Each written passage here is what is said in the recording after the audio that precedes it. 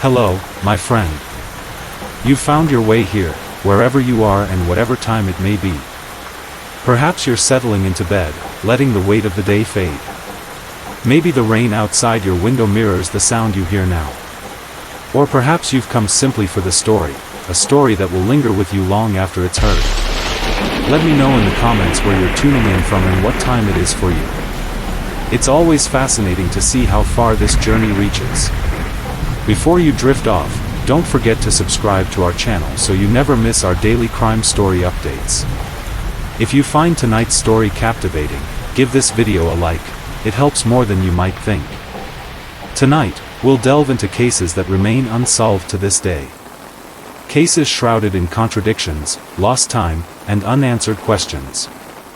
These are stories that have left even the most dedicated investigators with a sense of mystery they can't quite explain. There are no jump scares here, no sudden noises, just a slow unraveling of events. A story meant to be heard in the stillness of the night. Story 1. It was the kind of town people passed through without a second thought. A place tucked away from the chaos of the world, where life moved slowly, and the days all seemed to blend together. A town where everyone knew each other's names, where doors were left unlocked, and the biggest news of the week was a new item on the diner's menu. That year, the autumn came early. The wind carried the scent of damp earth, and the trees stood bare before October had even ended. The nights were long, the streets empty before the clock struck 10. The kind of silence that made you aware of every sound, the rustling of leaves, the distant hum of a street lamp, the faint footsteps of someone walking alone. It was on one of those nights, an ordinary, unremarkable evening in late October, that she disappeared. Her name was Emily Carter. 24 years old. A quiet girl by most accounts, but well-liked. She had grown up in this town, spent her childhood riding her bike along the winding back roads, catching fireflies in the summer, and watching the snow fall from the old wooden porch of her family's home. She worked at a small bookstore just off Main Street, a place filled with the scent of old paper and freshly brewed coffee. It wasn't a grand life, but it was hers. Simple. Predictable. Emily was the kind of person who followed a routine. Every morning, she walked the same path to work. Stopped at the same cafe for a cup of tea. She always called her mother on Sunday evenings. She always locked the doors before bed. People noticed those things about her, the way she liked order, the way she found comfort in the familiar. Maybe that's why what happened next unsettled them so much. Because if Emily Carter was anything, she was careful. The last time anyone saw Emily was on a Thursday. October 24, 1996. She had finished her shift at the bookstore at exactly 7:30 p.m., just as she always did. She had spoken to a coworker on her way out, said she was heading home. Nothing seemed out of place. She wasn't in a rush. She wasn't distracted. If she had any sense of unease, she didn't show it. The walk from the bookstore to her apartment was just under 15 minutes. A straight path, well lit, with houses lining both sides of the street. Safe. Familiar. A route she had taken 100 times before. But that night, Emily never made it home. Her apartment remained untouched. The lights were still off. The door still locked. There was no sign of forced entry. No struggle. No calls to the police. It was as if, in the span of 15 minutes, she had simply ceased to exist. Emily Carter's last known movements were, by all accounts, unremarkable. She left the bookstore at exactly 7:30 p.m. The evening air was cool, the sidewalks damp from a drizzle earlier that afternoon. A few streetlights flickered as she passed by, her steps unhurried. She was alone, or at least, that's what it seemed. She took her usual route home, a path she knew well. It was a quiet stretch of road lined with small houses and overgrown trees, their branches swaying gently in the wind. A few cars passed by, headlights cutting through the dimly lit street. Everything was normal. Nothing seemed out of place. The last confirmed sighting of Emily was at 7:42 p.m. A neighbor, Mr. Holloway, had stepped outside for a cigarette. He remembered seeing her walking up the street, her hands tucked into the pockets of her coat. He even nodded at her, a brief gesture of familiarity. She nodded back. That was it. A passing moment. A routine encounter. But minutes later, she was gone. In a town as small as this, people notice things. The shopkeeper across the street from Emily's apartment swore he saw her reflection in the glass of his storefront, just before closing up for the night. But when he turned around, expecting to see her walking by, no one was there. Then there was the woman at the bus stop, 2 blocks away. She reported seeing a figure standing under the glow of a flickering streetlight around the same time Emily would have passed by. But something about it unsettled her. The way the figure stood completely still, unmoving, almost as if watching, waiting. She couldn't be certain, but she was sure of one thing: whoever it was, they were not there the next time she looked. And then, there was the voicemail. At 8:06 p.m., Emily's mother, Claire Carter, received a call from her daughter's phone. She didn't answer at first. She had been in the middle of cooking dinner. But when she checked her voicemail a few minutes later, there was nothing. No words. Just silence. And in the background, a sound. A faint tapping, like raindrops against glass. A shuffling noise. And then, a click. When Emily didn't show up for work the next morning, her coworker, Sarah, assumed she had simply slept in. It was unlike her, but not impossible. She tried calling. No answer. By noon, she called again. Straight to voicemail. By 2 p.m., Emily's mother had driven to her apartment. The first thing she noticed was that nothing seemed out of place. The curtains were drawn. Her car was parked in its usual spot. There were no signs of a struggle, no broken windows or forced locks. It was just quiet. Claire knocked. No response. She tried calling again from outside, listening for the sound of Emily's phone ringing inside. But there was only silence. And then, she reached for the doorknob. It was unlocked. The door creaked open. Inside, everything was exactly as it should be. The small apartment was neat, undisturbed. The books on the coffee table were stacked the way Emily always left them. The coat she had worn that night was missing from the rack. Her bed was still made. But there was one thing that stood out. On the kitchen counter, next to an untouched cup of tea, was her phone. Face down. As if someone had set it there in a hurry. Claire picked it up with shaking hands. The screen was dark, the battery dead. She tried to shake off the unease creeping up her spine, telling herself that maybe, just maybe, Emily had left early that morning and forgotten her phone. But deep down, she knew better. The police were called that evening. A missing person report was filed. Flyers went up around town. But for all the questions they asked, all the theories they considered, there was one chilling fact no one could ignore. Emily Carter had walked that road 100 times before. But on that night, she never made it home. The call to the police came at 6:47 p.m. on October 25th. By that time, Emily Carter had been missing for nearly 24 hours. When officers arrived at her apartment, they noted the same unsettling details her mother had described. There was no sign of a break-in. No blood. No overturned furniture. Nothing to suggest a struggle had taken place. It was as if Emily had stepped out for a moment and never returned. The first thing investigators did was check the security footage from nearby businesses. The bookstore's cameras confirmed she had left at 7:30 p.m., alone. The gas station 2 blocks away captured a grainy image of her passing by at 7:39 p.m. And then, nothing. She vanished between one camera frame and the next. There were no signs of a car pulling up beside her, no indication that anyone had approached her on foot. Just a gap in time, a missing piece of the puzzle that no one could explain. Detectives canvassed the area, knocking on doors, asking the same questions over and over again. Had anyone seen anything unusual that night? Heard anything out of the ordinary?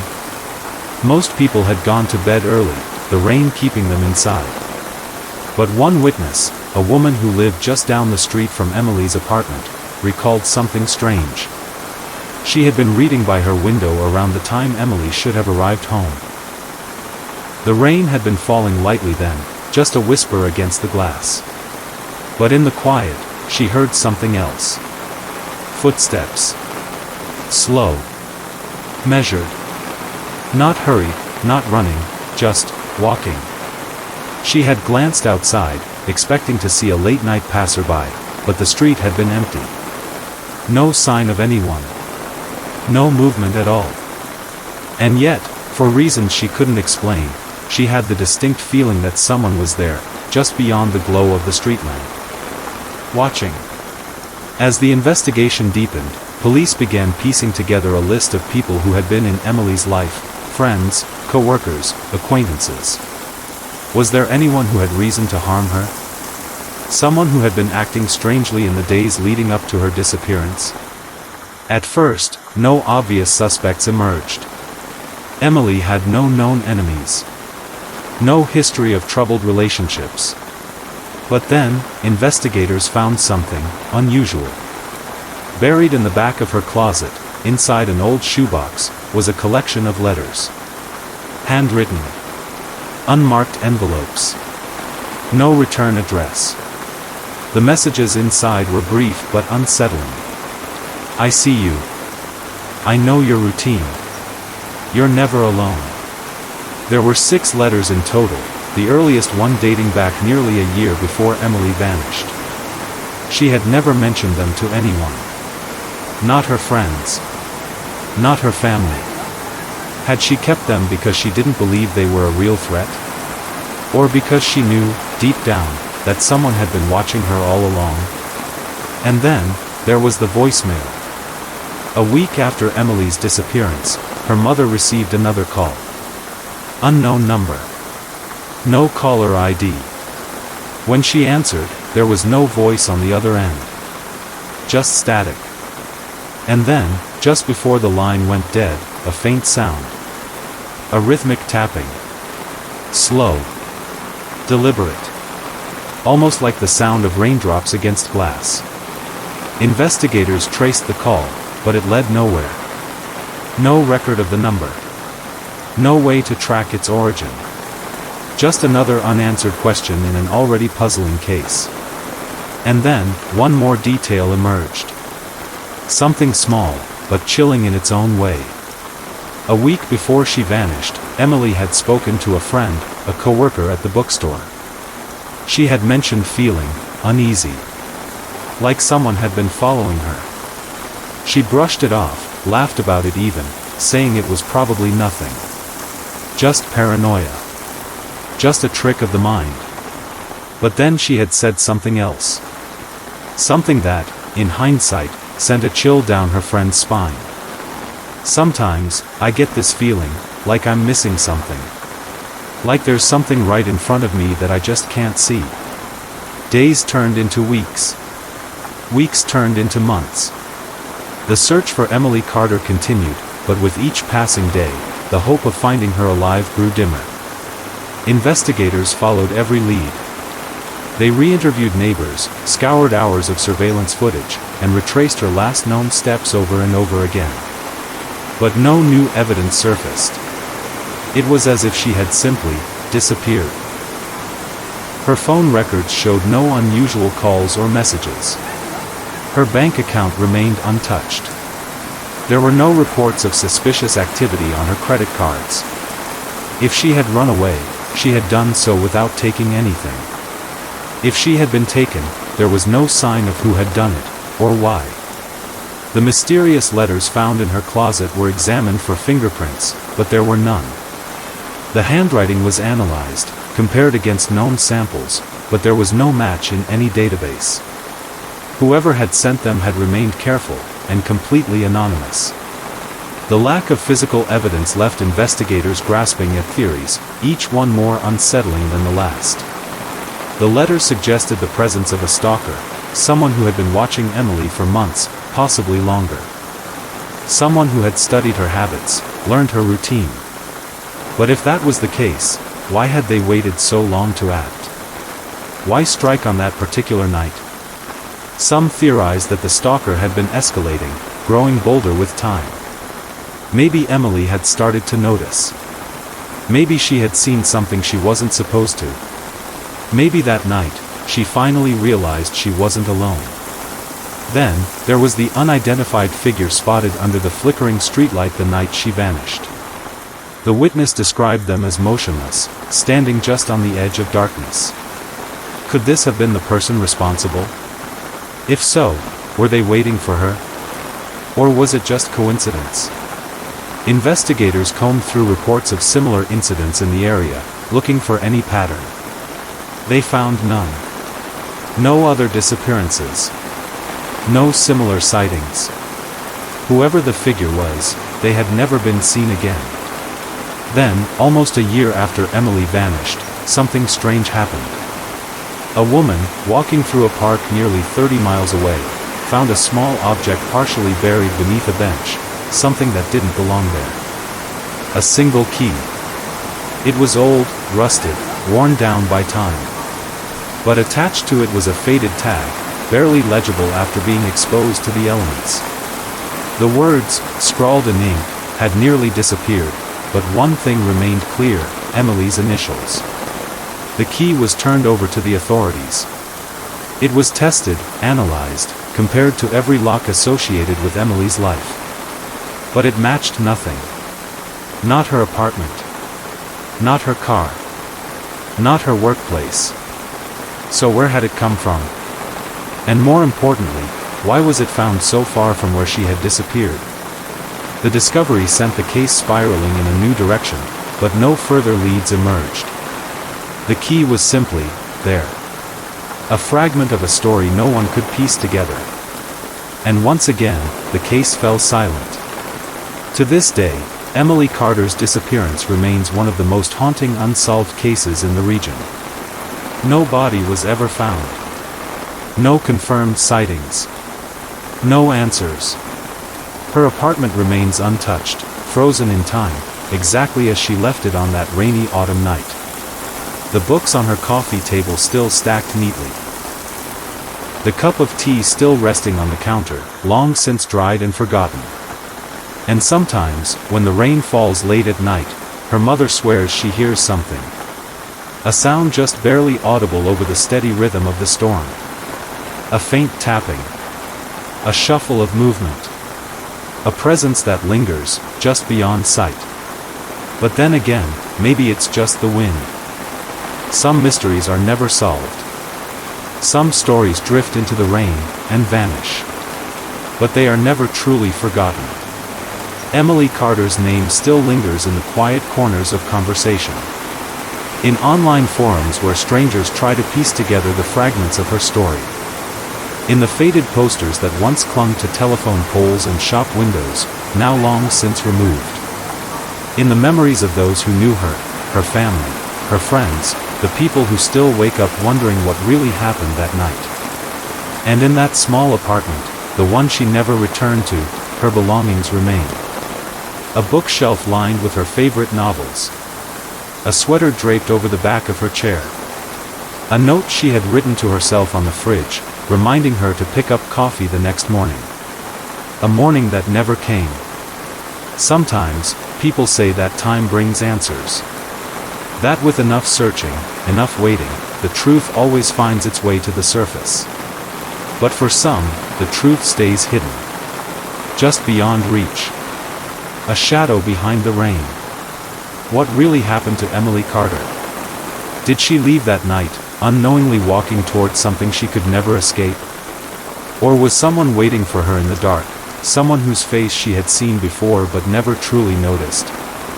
Was there a moment, a fraction of a second, where she realized, just before it was too late? And what about the key? A single, rusted key, lost in a park miles away.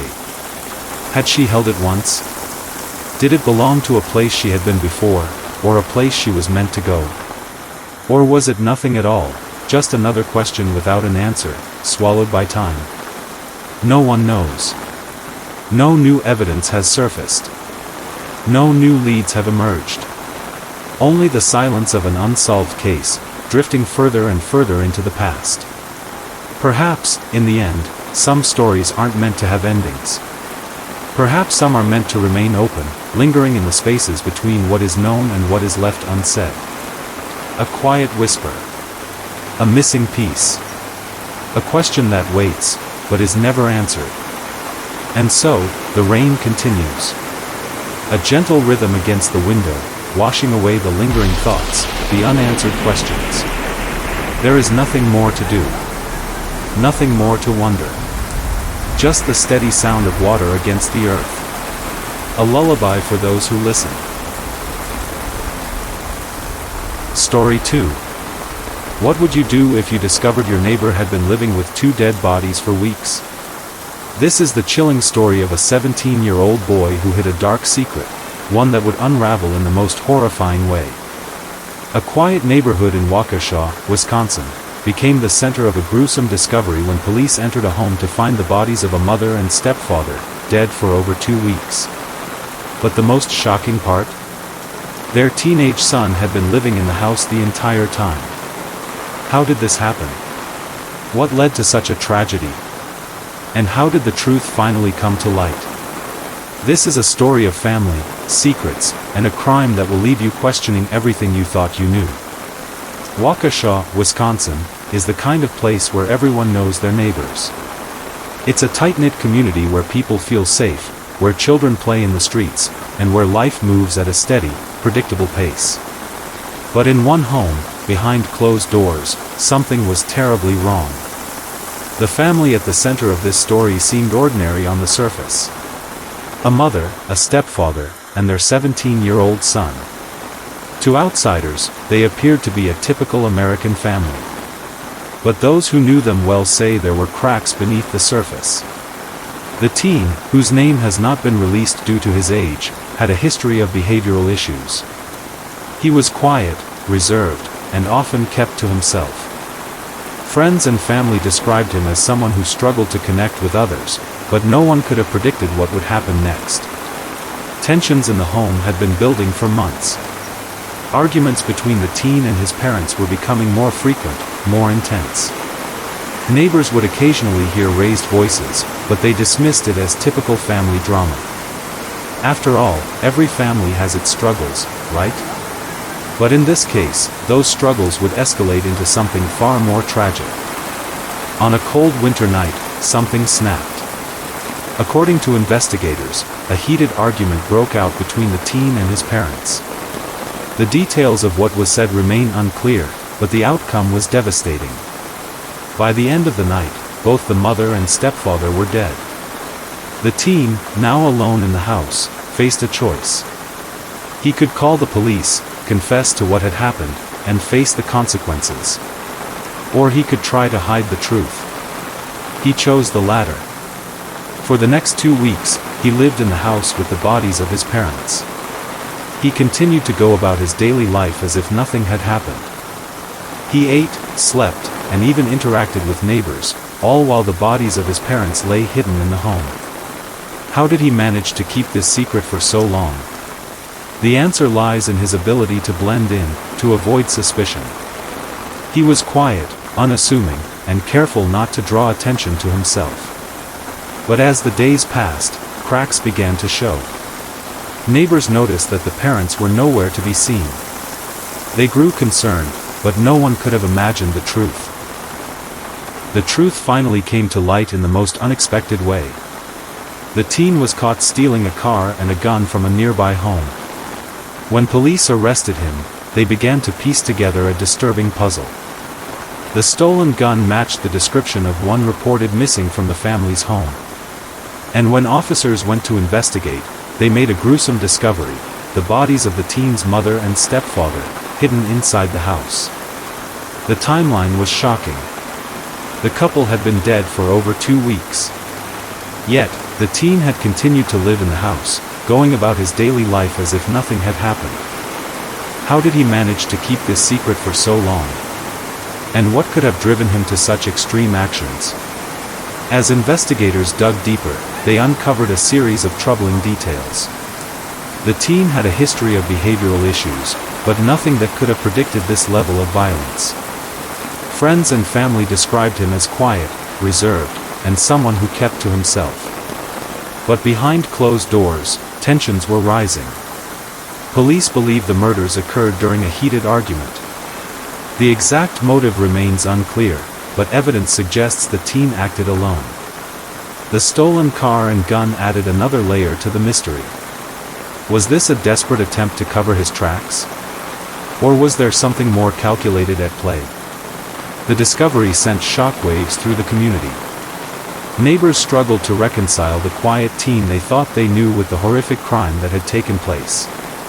The case raised difficult questions about mental health, family dynamics, and the warning signs that may have been missed. The teen now faces serious charges, including first-degree intentional homicide. As the legal process unfolds, many are left wondering what could have been done to prevent this tragedy. Could someone have intervened earlier? Were there signs that went unnoticed? This case serves as a stark reminder of the complexities of human behavior and the devastating consequences that can arise when tensions boil over. It's a story that will leave you questioning how well we truly know those around us, and what secrets may be hiding behind closed doors. This tragedy is more than just a crime story. It's a cautionary tale about the importance of communication, mental health awareness, and the need for intervention when something feels off. Could this have been prevented? Were there signs that were overlooked? These are questions that will linger long after the headlines fade. For the community of Waukesha, the scars of this case will take time to heal. For the families involved, the pain is unimaginable. And for the rest of us, it's a reminder to pay attention to those around us, to listen, and to act when something doesn't seem right. What do you think drove the teen to commit such a crime? Could this tragedy have been prevented? And if you are still awake, don't forget to like the video and subscribe. Story 3. In the heart of Sequatchie County lies the small town of Dunlap, Tennessee, a community where everyone knows each other's names, and life moves at a gentle pace. But beneath its tranquil surface, a story of passion, betrayal, and violence was about to unfold, leaving an indelible mark on its residents. Jonathan Belk was a 41-year-old man known for his dedication to his work and his family. Friends and neighbors described him as a hard-working individual who kept to himself but was always willing to lend a hand when needed. He had been married to Jada Golston, 31, for several years. Their relationship, though private, appeared stable to those around them. Jada, 10 years Jonathan's junior, was known for her vibrant personality. She had a wide circle of friends and was often seen participating in community events. Despite the age difference, their marriage seemed harmonious, with Jada bringing a lively energy to Jonathan's more reserved demeanor. Enter Billy Jean Floyd, affectionately known as Lil Bill, to his friends and family. At 18, Billy had just celebrated his birthday 3 days prior to the incident. He was a local youth who enjoyed hunting, fishing, and working on four-wheelers. Described as a young man with a zest for life, Billy was known for his mechanical skills and his love for the outdoors. He spent much of his time with family and friends, embracing the simple pleasures of rural life. The connection between Jada and Billy was not widely known. Speculations arose about the nature of their relationship, but concrete details remained scarce. Some believed they had formed a close friendship, while others suspected a deeper, more intimate connection. Regardless, their association set the stage for the tragic events that would soon transpire. On the night of March 8, 2025, Jonathan returned home earlier than expected. The reasons for his early arrival remain unclear, whether it was a change in work schedule or an intuitive feeling that drew him back. What is known is that his unanticipated return led to a confrontation that would forever alter the lives of those involved. Upon entering his home, Jonathan discovered Jada and Billy together in their marital bed. The shock and betrayal he felt in that moment culminated in a violent outburst. Armed with a knife, Jonathan attacked both Jada and Billy. Billy sustained fatal injuries, while Jada, though severely wounded, survived the assault. In a state of panic, Jonathan attempted to conceal Billy's body by placing it in a trash can located on the property. He then contacted the authorities, reporting the incident. When law enforcement arrived, they found Jonathan at the scene, his clothes stained with blood, and visible injuries on his hands. He was immediately taken into custody. During questioning, Jonathan expressed concern about the ramifications of his actions on his marriage. He reportedly stated, "I am worried about my relationship with my wife due to the fact that I often." This admission provided insight into his state of mind following the incident. The community of Dunlap was left in shock. Neighbors and friends struggled to reconcile the violent events with the individuals they thought they knew. Vigils were held in Billy's memory, and discussions about the underlying issues that led to the tragedy became a focal point within the town. As the investigation unfolded, more details emerged about the relationships and circumstances leading up to that fateful night. The case against Jonathan proceeded through the legal system, with the community closely following each development. The incident served as a grim reminder of how quickly lives can be irrevocably changed by unforeseen events. This tragic story underscores the complexities of human relationships and the devastating consequences that can arise from moments of passion and betrayal. As Dunlap continues to heal, the memory of that night remains a poignant chapter in the town's history, reminding all of the fragility of trust and the profound impact of our actions. As dawn broke over Dunlap, Tennessee, on March 8, 2025, the Sequatchie County Sheriff's Office received a distressing call from the emergency room at Erlanger Sequatchie Hospital. A woman, identified as Jada Golston, had been admitted with multiple stab wounds. Though her injuries were deemed non-life-threatening, the circumstances surrounding the assault were shrouded in mystery. Deputies, sensing the gravity of the situation, immediately set out to uncover the truth. Upon interviewing Jada, deputies learned that the incident had occurred at her residence in the Fredonia community. With urgency, they proceeded to the address, unaware of the grim discovery awaiting them. The modest home stood silent, the morning sun casting long shadows that seemed to whisper secrets of the night's events. Approaching the property, deputies noticed a figure at the doorway, Jonathan Belk, Jada's husband. His clothes were stained with blood, and his demeanor was unsettlingly calm. Visible cuts marked his hands, hinting at a violent confrontation. The officers, maintaining their composure, questioned Jonathan about the events that had transpired. Jonathan's account was chilling. He confessed to returning home unexpectedly and discovering his wife in bed with another man, Billie Jean Floyd, an 18-year-old from Jasper. Overcome with rage, Jonathan admitted to attacking both Jada and Billy. But it was his next revelation that sent a shiver down the deputies' spines. After the assault, he had attempted to conceal Billy's body. With growing apprehension, deputies entered the residence. The interior bore signs of a struggle: overturned furniture, scattered belongings, and ominous red stains leading toward the kitchen. Following the trail, they were led to a large trash can. Lifting the lid, they discovered Billy's lifeless body, curled into the fetal position, a haunting testament to the night's brutality. The scene was both tragic and perplexing. What could drive a man to such lengths? As investigators meticulously documented the evidence, they couldn't shake the feeling that this was more than a simple crime of passion. But what investigators uncovered next would cast a new light on the case, challenging their perceptions and the community's understanding of justice. Blood spatter analysis indicated a violent struggle, with patterns suggesting multiple altercations throughout the residence. The knife, presumed to be the weapon used in the attacks, was recovered from the kitchen sink, still smeared with blood. Forensic teams meticulously documented fingerprints, footprints, and other trace evidence. DNA samples were collected from the knife, the trash can, and various surfaces within the home to establish a comprehensive timeline of the altercation. Autopsy reports later confirmed that Billy Floyd had succumbed to multiple stab wounds, each delivered with significant force. Defensive wounds on his arms and hands indicated a desperate attempt to fend off his attacker. As investigators delved deeper, they uncovered layers of complexity. Initial interviews with Jada Golston revealed inconsistencies. She initially claimed that an unknown assailant had attacked her and Billy, but further questioning led to the revelation of her marriage to Jonathan Belk, a detail she had previously omitted. Jonathan Belk's confession added another dimension.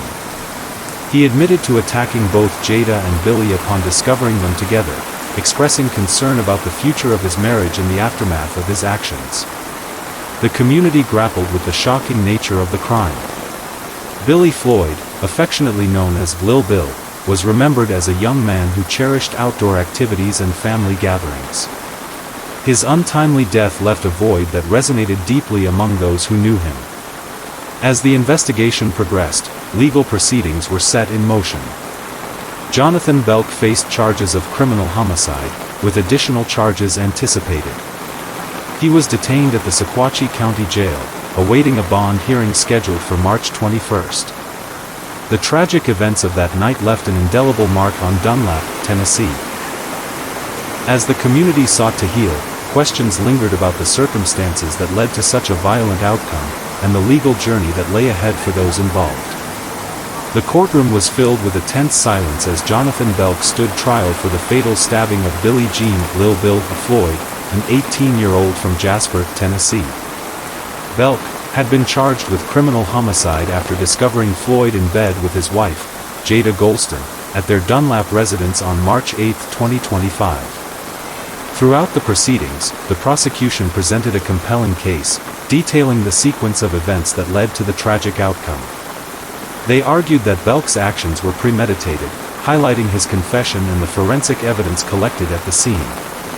The defense, however, portrayed Belk as a man driven to a moment of uncontrollable rage upon discovering his wife's infidelity, suggesting that his actions were a crime of passion rather than premeditated murder.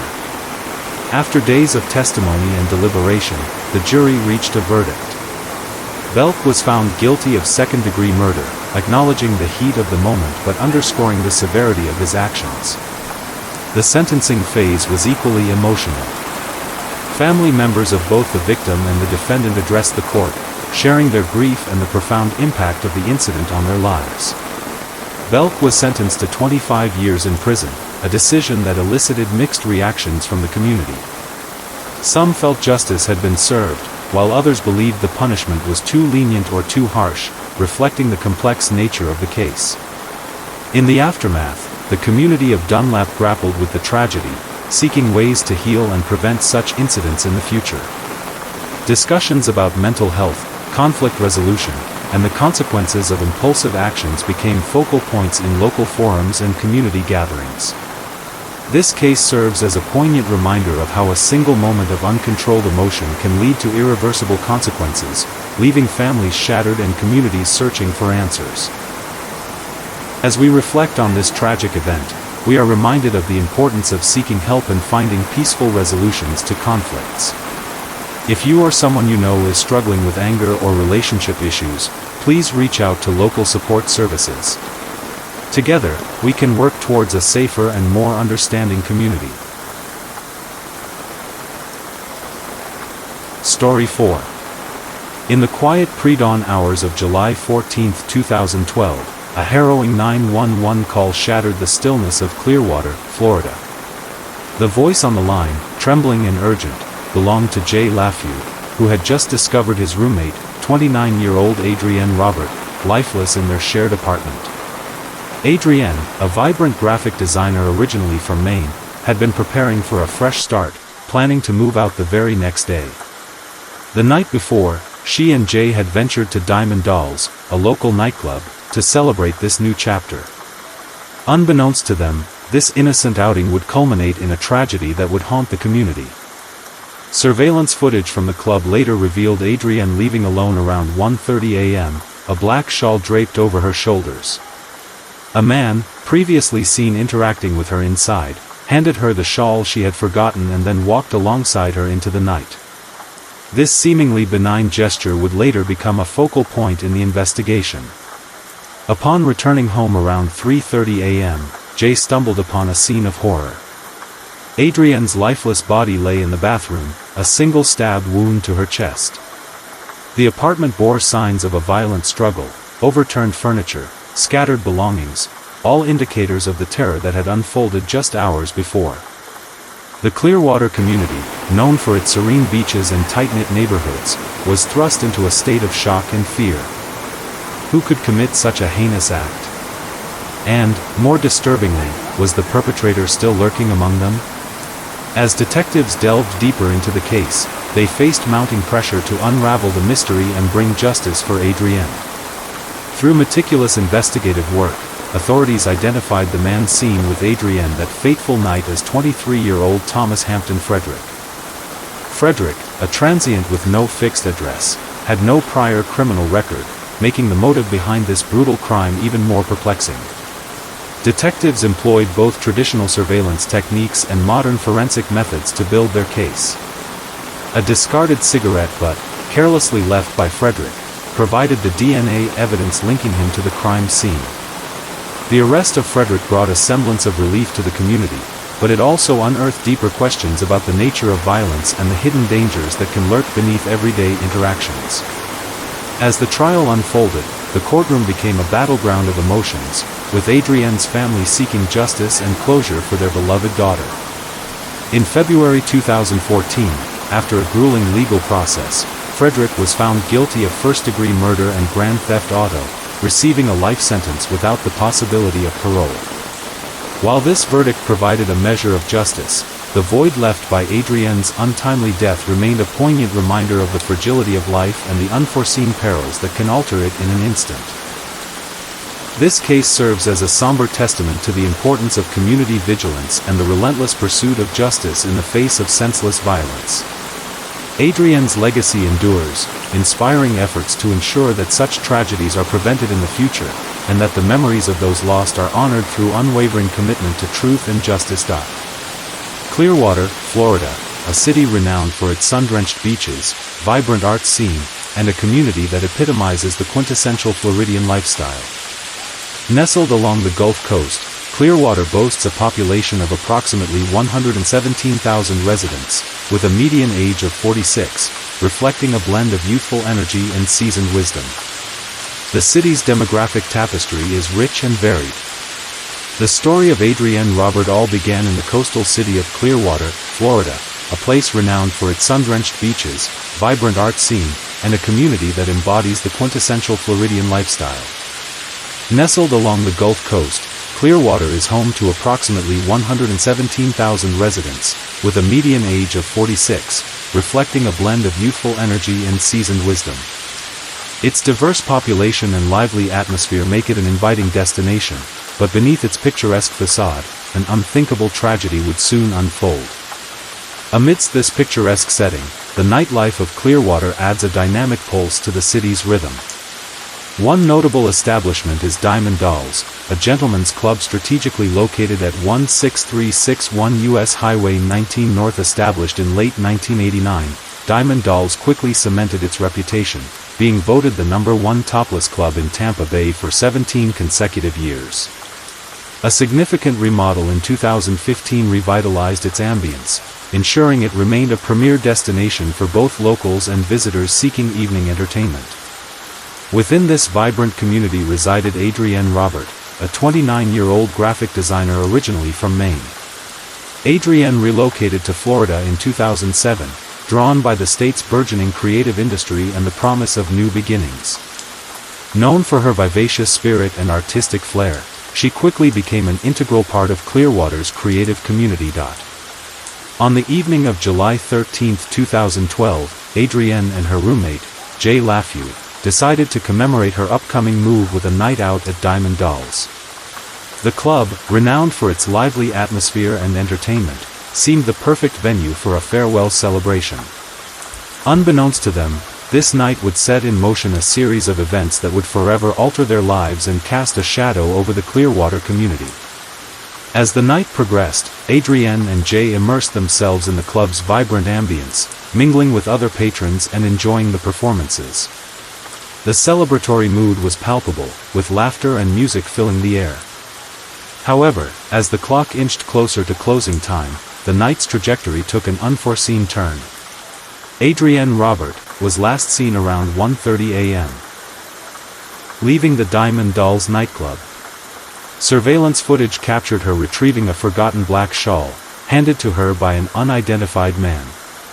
The two were seen walking together, their figures fading into the dimly lit streets, marking the last public sighting of Adrienne alive. Approximately 2 hours later, at 3:30 a.m., Adrienne's roommate, Jay Lafew, returned to their shared apartment. Expecting the familiar comfort of home, Jay was instead met with an unsettling silence. As he called out to Adrienne with no response, a sense of dread began to seep in. Venturing further into the apartment, he discovered a scene that would forever haunt him. In the bathroom, Jay found Adrienne's lifeless body. She had suffered a fatal stab wound to her chest, a brutal act that had extinguished a bright and promising life. Overcome with shock and grief, Jay immediately contacted emergency services, his voice trembling as he relayed the horrific discovery. The crime scene bore the unmistakable signs of a violent struggle. Furniture lay overturned, personal items scattered across the floor, and traces of blood marked the path of the altercation. These chaotic remnants painted a harrowing picture of Adrienne's final moments, reflecting her desperate fight against the assailant. As dawn broke over Clearwater, the news of Adrienne's tragic death began to spread, casting a shadow over the community. Friends and neighbors grappled with a mix of sorrow and fear, struggling to comprehend how such a heinous act could occur in their midst. The once lively apartment now stood as a somber reminder of a life abruptly and violently cut short. After a short time, Clearwater detectives arrived at the apartment complex where Adrienne Robert had been found murdered. The scene was chaotic, with signs of a violent struggle evident throughout the apartment. Furniture was overturned, and personal belongings were scattered, indicating a desperate fight had taken place. Notably, there were no signs of forced entry, leading investigators to consider the possibility that Adrienne may have known her attacker. The medical examiner's report revealed that Adrienne had suffered a single, fatal stab wound to her chest. This precise injury raised questions about the nature of the attack. Was it a targeted assault, or had something escalated unexpectedly? Additionally, evidence of sexual assault was documented, adding another layer of complexity to the case. Site-turn-zero search for. Forensic teams meticulously combed the apartment for evidence, collecting various samples, including potential DNA evidence from the victim and surrounding areas. However, initial database searches yielded no immediate matches, leaving investigators without a clear suspect. Detectives turned their attention to surveillance footage from the Diamond Dolls nightclub, where Adrienne had spent her final evening. The footage revealed Adrienne interacting with a man who handed her a black shawl she had left behind. The two were seen leaving the club together around 1:30 a.m., providing a crucial lead in the investigation. Using this footage, investigators identified the man as 23-year-old Thomas Hampton Frederick, a local resident with no significant criminal history. Surveillance also captured Frederick's vehicle, which matched the description of a car seen near Adrienne's apartment complex around the time of the murder. With this information, detectives began covert surveillance of Frederick, monitoring his daily activities in hopes of obtaining further evidence. They observed him frequenting local establishments, interacting with acquaintances, and maintaining his routine, all while remaining unaware of the scrutiny he was under. The breakthrough came when Frederick discarded a cigarette butt outside a local convenience store. Recognizing the opportunity, detectives swiftly retrieved the cigarette and submitted it for DNA analysis. The results were conclusive. The DNA from the cigarette matched the DNA evidence collected from Adrienne's apartment, definitively linking Frederick to the crime scene. Armed with this critical evidence, authorities moved quickly to apprehend Frederick. He was arrested and charged with first-degree murder and grand theft auto, as he had also stolen Adrienne's car following the murder. During questioning, Frederick made certain admissions, though specific details were not disclosed by investigators. The arrest brought a semblance of relief to the Clearwater community, which had been on edge following the brutal crime. Vigils were held in Adrienne's memory, and residents expressed gratitude for the swift action of law enforcement in bringing her alleged killer to justice. The case underscored the critical role of forensic science and diligent police work in solving violent crimes. Following his arrest, Frederick was charged with first-degree murder and grand theft auto. The trial commenced in late January 2014, drawing significant attention due to the nature of the crime and the community's interest. Over the course of 3 days, the prosecution presented compelling evidence, including the DNA match from the crime scene and Frederick's subsequent actions. The defense faced challenges in countering the forensic evidence and the narrative constructed by the prosecution. After deliberations, the jury returned a guilty verdict on January 31, 2014. Frederick was convicted of first-degree murder, a decision that brought a sense of justice to Adrienne's family and friends. The conviction ensured that Frederick would face a life sentence without the possibility of parole, reflecting the severity of his actions. Adrienne's family expressed profound relief and gratitude following the verdict. Her father, Mark Robert, poignantly remarked, "The animal that took my daughter is now going to be in a cage like an animal should be," underscoring the family's anguish and the trial's emotional weight. The case also served as a somber reminder of the potential dangers that can lurk unexpectedly, prompting many in the community to reflect on safety and the fragility of life. In the years following the conviction of Thomas Hampton Frederick for the murder of Adrienne Robert, the case seemed resolved. However, recent developments have unveiled new layers to this tragic story, prompting both reflection and renewed scrutiny. During the initial investigation and subsequent trial, Frederick maintained a narrative that positioned him as a passive participant in the events leading up to Adrienne's death. He claimed that their encounter was consensual and that he had no involvement in her murder. However, recent analyses of his statements have highlighted discrepancies. For instance, Frederick's timeline of events conflicted with surveillance footage and witness testimonies. While he stated he left Adrienne's residence shortly after their arrival, digital evidence from cell tower ping suggests he remained in the vicinity for a more extended period. Such inconsistencies have raised questions about the veracity of his account and his actual involvement in the crime. At the time of the investigation, certain details were withheld from the public to preserve the integrity of the case. Recently declassified documents reveal that a neighbor reported hearing raised voices and a loud thud around 2:45 a.m., contradicting Frederick's claim of a peaceful departure. Additionally, forensic analysis uncovered partial fingerprints on the bathroom sink, suggesting a possible struggle. These revelations paint a more chaotic scene than previously understood, indicating that Adrienne may have fought for her life in her final moments. Forensic psychologists have revisited Frederick's behavioral patterns, seeking to understand his mindset leading up to the crime. Dr. Emily Harper, a criminal psychologist, noted that individuals who commit such crimes often exhibit signs of escalating behavior, such as increased aggression or boundary violations. However, Frederick's lack of a prior criminal record presents an anomaly.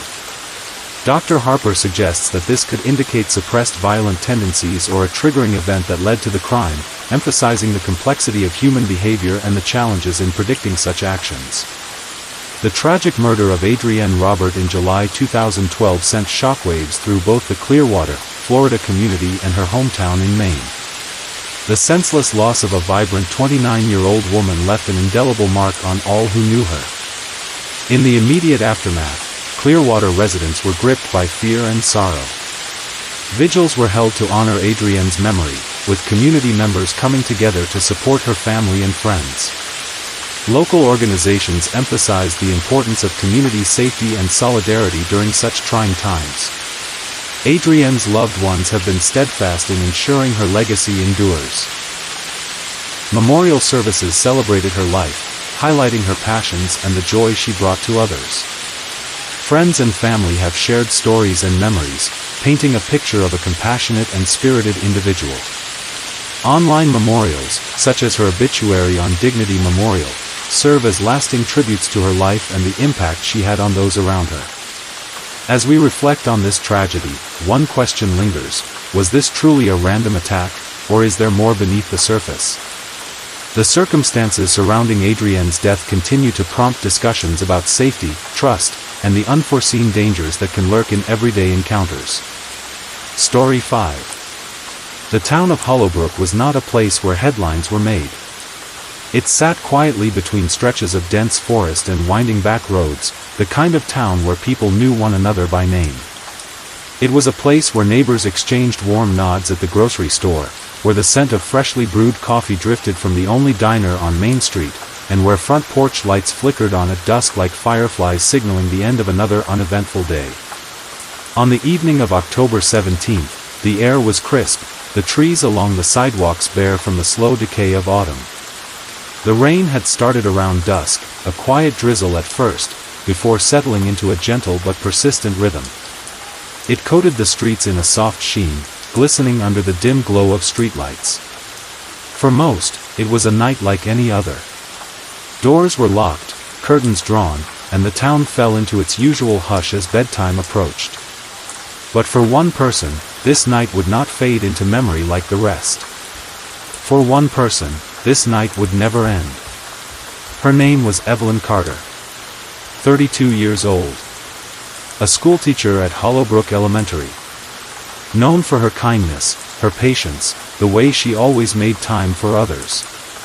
On this particular night, Evelyn had stayed late at school, grading papers by the dim glow of her desk lamp while the rain tapped gently against the windows. The custodians had long since left, and the halls were silent except for the occasional creak of the old building settling into the weight of the evening. At precisely 8:47 p.m., Evelyn locked her classroom door and stepped into the parking lot, the soft click of her heels against the pavement swallowed by the rain. She pulled her coat tighter around her shoulders, her breath visible in the crisp night air. She was parked beneath the single flickering street lamp at the far end of the lot, an odd choice, considering there were closer spots available.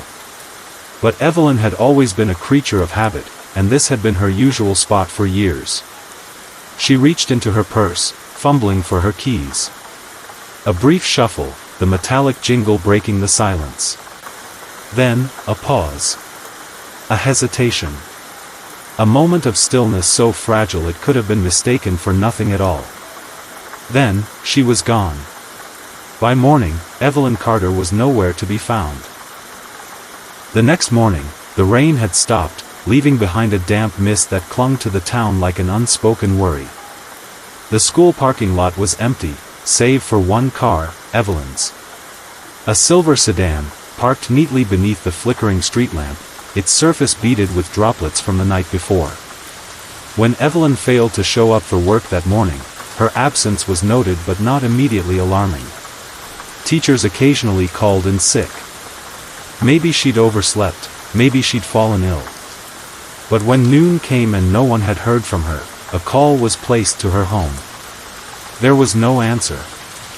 Her closest friend and fellow teacher, Margaret Dawson, volunteered to check on her.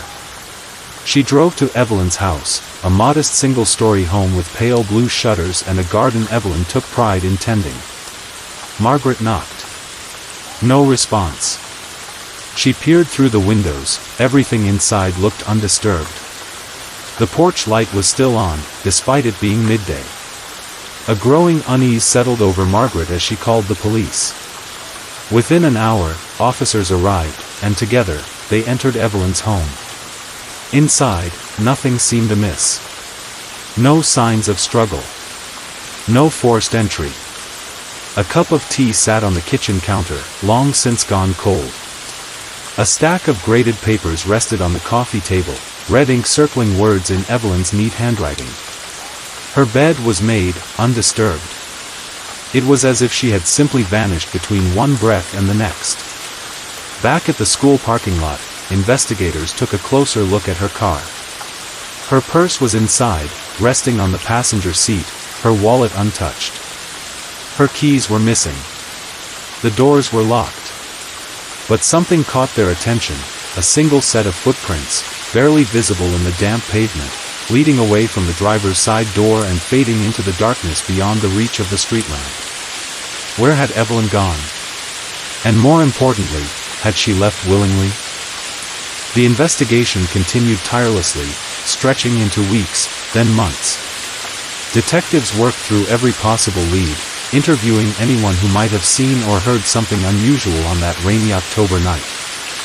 Then, a breakthrough. A nearby security camera, partially obstructed by overgrown branches, had captured something. A shadowy figure, tall, hooded, lurking near Evelyn's car moments before she disappeared. The footage was grainy, the rain distorting details, but the presence of another person was undeniable. Investigators cross-referenced local traffic cameras and found a vehicle that had been circling the school parking lot that evening. The car, a dark-colored sedan with out-of-state plates, had been parked a short distance away, its engine running. Who was behind the wheel? And more importantly, what did they want with Evelyn Carter? As detectives delved deeper, another strange detail emerged. Evelyn had received an anonymous letter just days before she vanished. A single sheet of paper, neatly folded, left inside her school mailbox. The message was cryptic: "You know more than you think. Be careful." Had Evelyn discovered something she wasn't supposed to? Was she keeping a secret, one that ultimately led to her disappearance? And as the rain fades now, so do the echoes of what truly happened that night. Yet, the story remains, etched in time, waiting for someone to uncover its final truth. Thank you for spending this time with us, for allowing your thoughts to travel through this narrative. If you'd like more mysteries to ponder as the rain falls, don't forget to subscribe and share your thoughts below. Together, we can continue exploring the stories that remind us of life's fragile, beautiful uncertainties.